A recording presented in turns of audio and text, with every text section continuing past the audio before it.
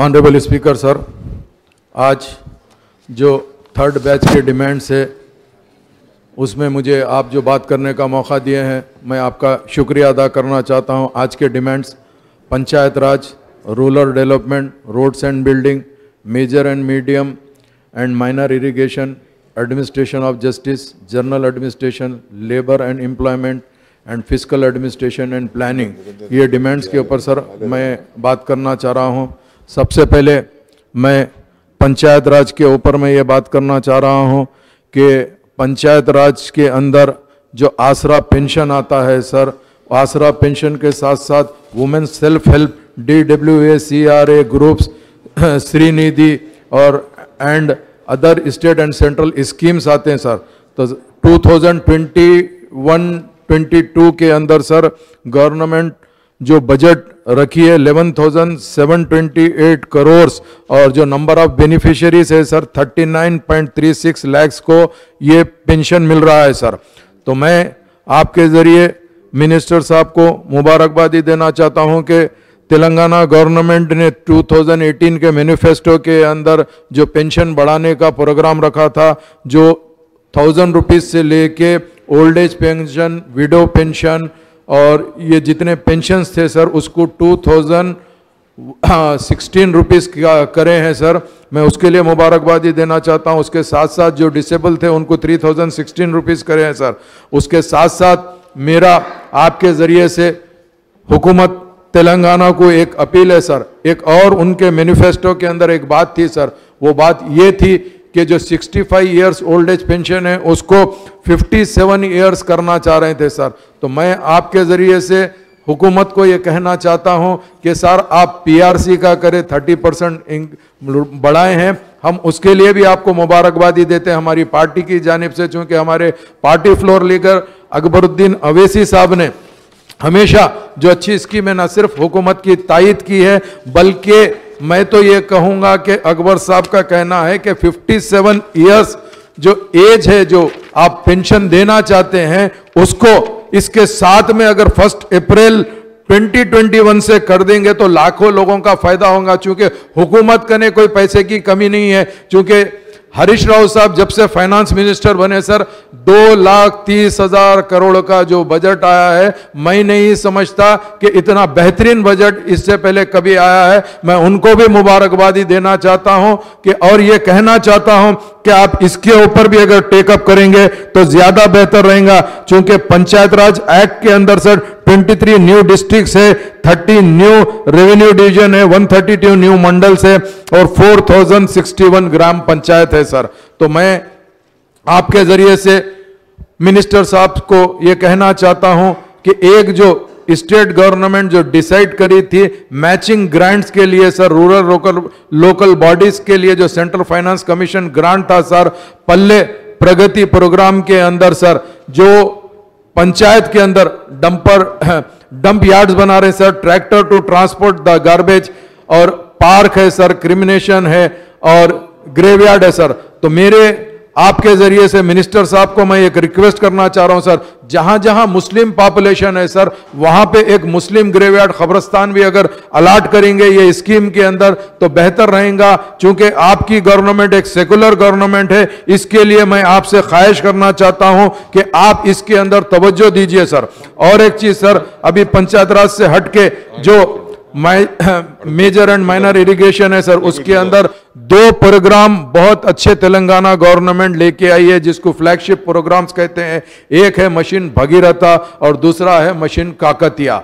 ये दोनों प्रोग्राम की हद तक सर इतना बेहतरीन चला है काम कि पूछिए मत। जैसा लास्ट टाइम पे हमारे हरीश राव साहब मिनिस्टर थे, मशीन काकतिया के अंदर काफी लेक्स को साफ करे और उसके अंदर पानी आकर जमा हुआ सब, वो पानी से इतना ज्यादा बेनिफिट हो रहा है, गांव के अंदर रिजर्वायर लगा के, टैंक्स लगा के वो पानी सप्लाई कर रहे हैं। उसके साथ साथ अभी हमारे जो PWD मिनिस्टर है वो टाइम पे उन्होंने मशीन भगीरथा की जिम्मेदारी में थे, तो घर घर आप पानी पहुंचाए सर, बहुत अच्छी बात है सर। मगर मैं आपके जरिए से खास तौर से चीफ मिनिस्टर साहब को यह अपील करना चाहता हूं सर, शहर हैदराबाद के अंदर एवरी ऑल्टरनेट डे पानी आता है, कई एरिया के अंदर 3 या 4 दिन में पानी आता है सर।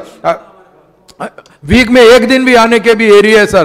तो ऐसी चीज के ऊपर सर कुछ ऐसा प्रोग्राम बनाइए, कम से कम हैदराबाद को डेली 2 घंटे पानी दिए वैसा करिए सर। आज ग्राउंड वाटर हैदराबाद में सूख गया है, लोग परेशान है सर। तो इसके लिए मेरी चीफ मिनिस्टर साहब से एक रिक्वेस्ट है, अगर चीफ मिनिस्टर साहब कोई चीज सोचते हैं तो वो उसको पूरा करते हैं। जैसा कालेश्वरम प्रोजेक्ट का जो है, कालेश्वर प्रोजेक्ट का जो चल रहा है सर, वो 3 साल में मुकम्मिल करे सर। 3 साल में मुकम्मिल करना कोई मामूली बात नहीं है सर। एक वर्ल्ड का एक बेहतरीन प्रोग्राम है सर, जो मैं समझता हूं एक वर्ल्ड रिकॉर्ड है। जब आप 3 साल के अंदर यह प्रोजेक्ट को कंप्लीट कर सकते हैं सर, तो क्यों नहीं आप हैदराबाद को पानी दे सकते हैं। बेशक सर आज की तारीख के अंदर जो भी काम चल रहा है, मैं शहर हैदराबाद के थोड़े से बातें मैं करना इसीलिए मुनासिब समझ रहा हूं सर। जैसा उस्मान सागर गंडीपेट है सर, ये एक हमारी अपनी पहचान है सर। उस्मान सागर 1920 के अंदर ये बनाया गया था सर। ये उस्मान सागर जो ओरिजिनल है, जिसको हम गंडीपेट भी कहते हैं सर, वो लेक के अंदर टोटल 1790 फीट है सर, और कैपेसिटी 3.9 टीएमसी फीट है सर। और तकरीबन 100 साल हो गए सर ये उस्मान सागर को, गंडीपेट को बने हुए सर। वैसी हिमायत सागर है सर, 1927 में बना था सर। हिमायत सागर भी आपको, हिमायत सागर मूसी से लिंक करते हुए 2.9 टीएमसी पानी रहता सर। ये दोनों अगर है तो आज मुझे अफसोस के साथ ये कहना पड़ रहा है सर, जो हमारे कैचमेंट एरियाज है सर, उसको हमने प्रॉपर नहीं देखने की तरफ से आज ये दोनों लेक 100 साल के बाद में बरसात इतनी हुई सर 2020 के अंदर, मगर अनफॉर्चुनेटली सब हिमायत सागर और गंडीपेट ओवरफ्लो नहीं हुआ सर, ओवरफ्लो नहीं हुआ सर। तो मैं ये चाहता हूं कि ये तमाम लेकों को भी मशीन काकतिया में लेके इसका सिल्ट क्लियर करिए सर,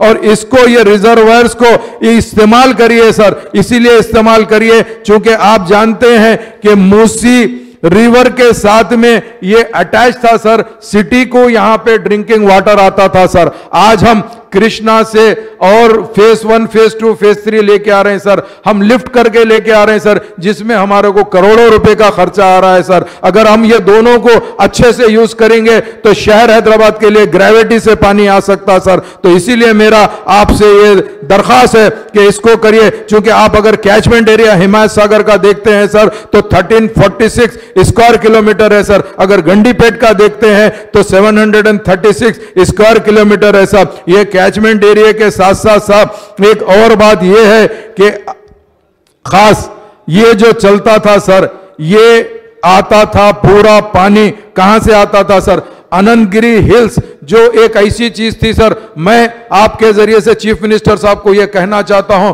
निजाम के जमाने में सर हर एक डेवलपमेंट आया सर, हॉस्पिटल्स अच्छे बने सर, उनकी सोच आगे थी, लेक्स अच्छे बने सर, तमाम डेवलपमेंट आया सर। उसी के साथ साथ अब अगर हम देख रहे हैं कि हमारे बचपने के बाद आज अगर हम आज देख रहे हैं तो वो केसीआर साहब के दौर के अंदर जब ये डेवलपमेंट आ रहा, तो मैं केसीआर साहब से ये रिक्वेस्ट करना चाहता हूं, मेरी पार्टी की जानिब से ये रिक्वेस्ट करना चाहता हूं कि आप ये चीजों को टेकअप करिए, और उसके बाद मुझे यकीन है अगर आप इसको सोचेंगे तो उसको बराबर पूरा करेंगे। अनंतगिरी हिल के अंदर सर पहले टीबी पेशेंट्स को ले जाके निजाम के दौर में रखते थे। क्यों रखते थे? ताकि वहां का एटमॉस्फेयर अच्छा है, वहां पे हर्बल प्लांटेशंस थे सर, वहां का पानी आता था। तो एक बात मशहूर थी सर, वो ये है, अगर हैदराबाद को आए हैं आप तो चार मीनार देखना, बिरयानी खाना, कुर्बानी खाना और गंडीपेट का पानी पीना, उसके बाद हैदराबाद छोड़ के कोई नहीं जाता था सर।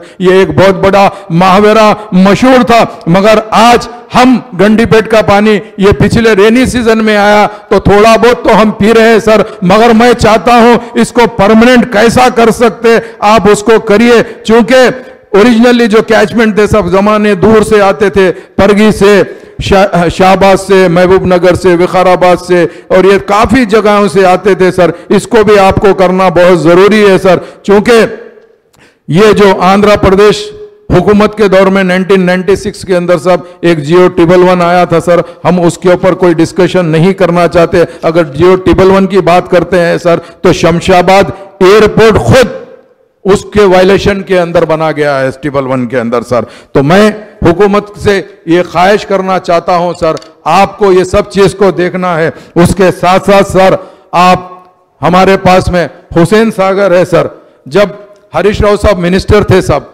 वो टाइम के अंदर टैंक बंड जिसको कहते हैं सर, टैंक बंड के अंदर सर साफ करा के सही पानी उसमें रखेंगे बोल के बताए थे सर, मगर अनफॉर्चुनेटली अभी भी टैंक बंड जैसे के वैसा है सर, वो खाली नहीं हुआ सर। इसके लिए मैं आपके जरिए से हुकूमत को ये कहना चाहता हूं, आपको हुसैन सागर को भी देखना जरूरी है सर। इसके साथ साथ सर, ओल्ड सिटी के अंदर एक मीरालम तालाब, मीरालम टैंक है सर, अगर उसके ऊपर भी हम तवज्जो देंगे, एक दौर में मीरालम बम बोल के निजाम के दौर में पानी वहां से देते थे सर, उसको भी हमको देखना है सब। उसके साथ साथ ओल्ड सिटी के सराउंड में सब पल्लम चेरू है, दुर्गम चेरू है, सुर्रम चेरू है, और एक प्राइवेट पार्टी कने उम्दा सागर बोल के भी है सब वहां पे। ऐसे सब चीज को इसके साथ साथ सब HMDA लिमिट के अंदर और म्युनिसिपल लिमिट के अंदर सर आप अगर देखेंगे तो कई तालाबें यहां पर मौजूद है सर, मगर अनफॉर्चुनेटली हम लोग उसके ऊपर बिल्कुल तवज्जो नहीं दे रहे हैं सर।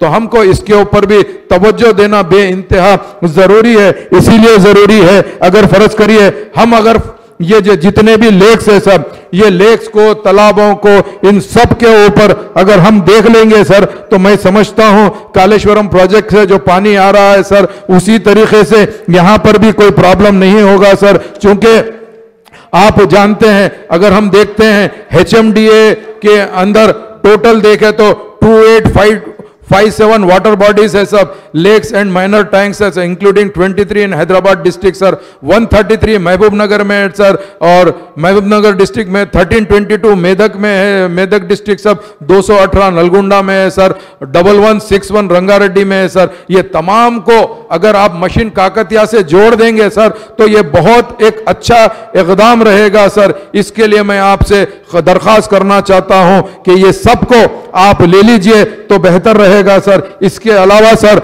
मैं आपके जरिए से हुकूमत को यह बताना चाहता हूं, अगर हुकूमत अगर संजीदगी से सोचेगी तो ये तमाम डेवलपमेंट होंगे सर। और एक चीज सर, एक केबल ब्रिज दुर्गम चेलू में डाले हैं, KTR साहब ने बोला, मैं बड़ा खुश हूं सर उससे, इसलिए कि एक बहुत अच्छा इकदाम उठाए सर आप। मगर मेरी आपके जरिए से रिक्वेस्ट है सर, ऐसी कोई ब्रिज अगर गंडीपेट हिमायत सागर पे डाले तो सर एक टूरिस्ट भी वहां पर जाएंगे ना सर, वहां पर भी टूरिस्ट का डेवलपमेंट होता। हमको मालूम है, हमारे बचपने के अंदर कहीं घूमने जाना रहता था सर, घर वाले टिफिन बन लेके जाके गंडीपेट या हिमायत सागर पे बैठ के वहां खाना खिलाते थे, तो हमको यह मालूम है कि यह गंडीपेट या हिमायत सागर है। मगर आजकल के बच्चों को कुछ नहीं मालूम हो रहा सर। तो हमारी जो पुरानी पहचान है, उस पहचान को हमको जिंदा रखना जरूरी है। अगर यह गवर्नमेंट अगर वो पहचान को मिटा देंगी तो मैं समझता हूं कि आइंदा वो पहचान को कोई और नहीं लेके आ सकता सर। इसीलिए आप हमारी पहचान को जिंदा रखिए सर। इसीलिए मैं आपसे दरखास्त करना चाहता हूं और मैं आपसे ख्वाहिश करना चाहता हूं कि जो जो डिमांड इस सब्जेक्ट पे हमने उठाया है, इस डिमांड को आप पूरा करेंगे। अभी जैसा लेबर और एम्प्लॉयमेंट का मामला है, लेबर और एम्प्लॉयमेंट के अंदर सर, ये लॉकडाउन के अंदर सर, जितने भी प्राइवेट कंपनीज थे या शॉप एंड एस्टेब्लिशमेंट थे सब, जहां पे लेबर काम कर रहा था सब, उस जगह के ऊपर सब काफी लेबर्स को लोग टर्मिनेट कर दिए सर, और काफी लोग लेबर्स को 50% सैलरीज दे रहे हैं सर। तो मैं ये कहना चाहता हूं कि आप इसके अंदर कोशिश करके साहब लेबर डिपार्टमेंट को बोलकर लेबर के लिए अच्छे से अच्छा इंतजाम करना जरूरी है सर। अगर आप लेबर के लिए इंतजाम नहीं करेंगे तो ये लेबर कहां जाएगा साहब। आज भूख से मर रहे हैं लोग, कई लोग मैंने कहा है लॉकडाउन के बाद से डिप्रेशन में आ गए सर, आज स्कूल के बच्चों की फीस नहीं भरा सक रहे सर। तो ऐसी चीज के ऊपर लेबर डिपार्टमेंट को थोड़ा एक्टिव होना चाहिए सर, और उनको भी काम करना चाहिए सर। और मैं एक छोटी एग्जांपल देना चाहता हूं सर, ये जितने भी गैस सिलेंडर डोमेस्टिक घरों को सप्लाई करते हैं सर, वो बच्चों को जो सप्लायर होता है सर, उसको सैलरी नहीं दे रहे सर इन लोग। इसीलिए सैलरी नहीं दे रहे हैं कि तुम जाओ, तुम अपना कमीशन लो। ओरिजिनली उनको कमीशन देना चाहिए 28 रुपीज सर, मगर उनको कमीशन 28 नहीं दे के एजेंसी वाला सिर्फ 10 रुपए दे रहा सर। अगर वो घर पे डिलीवरी देते हैं तो वो घर वालों से 25-50 रुपए उन्हें कॉल मांग रहा है सर। इसीलिए मांग रहा है ताकि वो ऑटो में या पेट्रोल डाल के लेके आने के लिए उसको खर्च आता है। तो मैं चाहता हूं कि ये जो बच्चे सप्लाई कर रहे हैं सर, उनको भी लेबर का उनको देना चाहिए और रजिस्टर में लेबर का नाम उनका लिखते हुए उनको ईएसआई और पीएफ की भी बेनिफिट देना चाहिए सर। ये लेबर डिपार्टमेंट के अंदर जरूरी है सर। इसके साथ साथ सर लेबर के अंदर सर एक जो आउटसाइड लेबर काम करता है उनको एक टेम्पररी लेबर कार्ड देते लेबर डिपार्टमेंट से सर। उसमें अगर फर्ज करिए वो लेबर का डेथ हो जाती जिसके ने कार्ड है तो गवर्नमेंट की तरफ से 1 लाख रुपीस दिया जाता सर। तो मैं चाहता हूं कि आज की महंगाई के दौर में लाख रुपए बस नहीं हो रहे हैं सर, तो उनको कुछ एनहेंस करिए सर। उनकी फैमिली के लिए सर, उनकी जो फैमिली रहती सर, अगर उसकी वाइफ की डिलीवरी हुई या बच्ची की डिलीवरी हुई तो 30,000 देते सर, उसको भी आप एनहांस करिए सर, ये बहुत जरूरी है सर। और एक चीज सर, जितने भी कंपनीज है उनको कहिए कि सर लेबर कार्ड बनाइए, क्योंकि आज अगर लेबर को कुछ हादसा हो जाता है तो ये लोग नहीं करते सर। जिसके अंदर सेंटरिंग का लेबर है सर, अक्सर उन्हें रिस्क में काम करता है, सिविल वर्क का काम करता है, जो गोवा पे चढ़ के अक्सर आप देखते हैं, मेरे साथी एमएलए को भी मालूम है, बिल्डिंग बनती है, कई लेबर की डेथ हो जाती है सर, ऊपर से गिर के मर जाता है, जिसके अंदर इलेक्ट्रिशियन भी है। तो वैसे सबको हमको जरूरी है सर। उसके साथ साथ सर एक जमाना पहले हमारे पास एम्प्लॉयमेंट कार्ड बनता था सर, अब एम्प्लॉयमेंट कार्ड बंद हो गया सर। अगर ये जितने भी लोग हैं अगर उनको एम्प्लॉयमेंट कार्ड अगर बना देंगे तो मैं समझता हूं उसके लिए हमारे को भी बड़ी सहूलत हो जाएगी सर। एम्प्लॉयमेंट कार्ड को भी आपको देखना जरूरी है सर। उसके साथ साथ सर मैं R&B मिनिस्टर और लेजिस्लेटिव अफेयर मिनिस्टर साहब से ये कहना चाहता हूं कि R&B के जितने भी सिटी के रोड्स थे सर, वो तकरीबन रोड्स आप प्राइवेटाइज कर दिए सर, मगर मैं चाहता हूं कि R&B डिपार्टमेंट वो रोड्स को भी ध्यान दे ताकि उन्होंने भी उसमें क्या काम हो रहा क्या नहीं, उन्होंने अपने चीफ इंजीनियर को उसको लगाकर देखेंगे तो बेहतर रहेगा सर। और एक चीज सर, जो हमारे R&B मिनिस्टर है और लेजिस्लेटिव अफेयर मिनिस्टर है, आज हमारे पास बेहतरीन सेक्रेटरीट की बिल्डिंग बन रही है सब 617 करोड़ की, बहुत अच्छी बात है सर, बनना भी चाहिए, सेक्रेटरीट भी अच्छा बनना चाहिए सर। उसके अंदर सर 2 मस्जिद शहीद हो गए थे सर, एक मंदिर शहीद हो गई थी सर। मैं चाहता हूं कि रमजान से पहले अगर मस्जिदों का फाउंडेशन, चूंकि लास्ट मंथ के अंदर 26 फरवरी को रखने वाले थे सब, किसी वजह से इलेक्शन कोर्ट की तरफ से उसका फाउंडेशन नहीं रखे सर, तो दोनों मस्जिद, मंदिर और चर्च का एक ही टाइम पे अगर हम फाउंडेशन रख देंगे बिफोर रमजान तो हमारी जो हुकूमत, जो सेकुलर हुकूमत है, उसका भी बेहतरीन नाम होगा सर। मैं यही कहना चाहता हूं सर। उसके साथ साथ मैं मिनिस्टर साहब को यह कहना चाहता हूं, अभी आंध्रा की असेंबली तो यहां से चले गई सर, हमारी जो पुरानी हेरिटेज असेंबली बिल्डिंग है उसको भी अगर बना देंगे तो बहुत अच्छा रहेगा सर। सेक्रेटरीट के साथ ये असेंबली बिल्डिंग भी बन जाएंगी। और एक चीज सर, जो मेन आज तमाम एमएलएस को कैंप ऑफिसर्स दिए हैं सर, बहुत खुशी की बात है। 119 के अंदर 89 कंप्लीट हो गए सर। 30 एमएलएस को अभी कैंप ऑफिस नहीं मिला सर, जिसमें तमाम सिटी के एमएलएस है सर। तो मैं ये चाहता हूं कि तमाम सिटी के एमएलएस को भी कैंप ऑफिस देना जरूरी है सर। इसके साथ साथ सर पब्लिक सर्विस कमीशन के अंदर भी sir, Telangana state public service commission के अंदर भी सर, आज जो मेंबर्स टोटल 11 मेंबर्स थे सर, 11 मेंबर्स में से सिर्फ अभी 2 मेंबर रह गए सर, एक एक्टिंग चेयरमैन है सर, उसको भी बाकी भी फिलअप करना जरूरी है सर। और गवर्नमेंट सर्विस कमीशन से भर्ती करना भी बहुत जरूरी है सर। इसीलिए मैं आपके जरिए से हुकूमत से ये ख्वाहिश करना चाहता हूं, और पब्लिक सर्विस कमीशन के अंदर सर जितने भी एग्जाम्स हो रहे हैं सर, वो तमाम एग्जाम्स को सर उर्दू में कंडक्ट करिए सर, चूंकि ये हुकूमत उर्दू को तेलंगाना की सेकेंड लैंग्वेज बनाई है सर। हमारे party floor leader Akbaruddin Owaisi साहब ने जब रिक्वेस्ट किया था, सीएम साहब ने इसी हाउस के अंदर तेलंगाना के अंदर उर्दू को सेकेंड लैंग्वेज बनाया सर। तो मैं चाहता हूं ना सिर्फ उर्दू में एग्जाम लीजिए, बल्कि जो 4% रिजर्वेशन है उस रिजर्वेशन को भी पूरा करते हुए इसको आप करिए। और एक चीज सर, आज ये जो लोग कोविड की तरफ से परेशान होके जितने भी एनआरआई से सर, तमाम एनआरआई चाहे वो गल्फ से हो, सऊदी से हो और भी कहीं से भी हो सर, वो शहर हैदराबाद को वापिस हो गए सर। लास्ट टाइम भी हमारी पार्टी ने रिक्वेस्ट किया था, इन लोग के लिए भी कुछ ना कुछ सोचना चाहिए सर। तो ये मैं चाहता हूं हुकूमत से, ये एनआरआईज के लिए मिनिस्ट्री के अंदर कोई स्पेशल सीनियर मिनिस्टर को इनको ऐड करते हुए सर, एनआरआईज के लिए भी कुछ हमको सोचना जरूरी है। लास्ट टाइम 2018-19 में सर हमने 100 करोड़ बजट रखा था एनआरआईज के लिए सर, मगर वो बजट अब की बार नजर नहीं आया सर, उसको भी देखिए सर। और इसके साथ साथ सर मैं आपके जरिए से हुकूमत को ये कहना चाहता हूं कि काफी यूथ आज बेरोजगार है सर, उन लोग को भी, यूथ को भी आपको मौका देना जरूरी है सर।